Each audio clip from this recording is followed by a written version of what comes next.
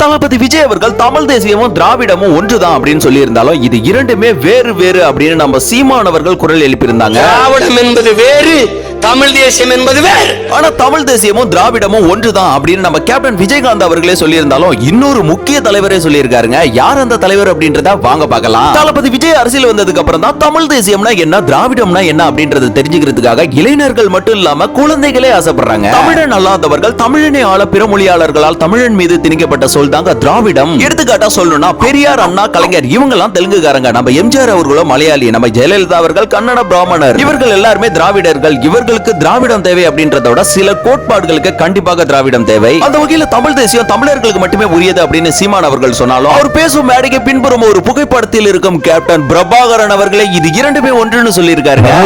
தமிழ் தேசியம் இரு கண்கள் பேசியிருக்காரு பிரபாகரன் அவர்களே. அடுத்த உலக தமிழினத்துக்கு ஒரு தலைவன் தம்பி பிரபாகரன்.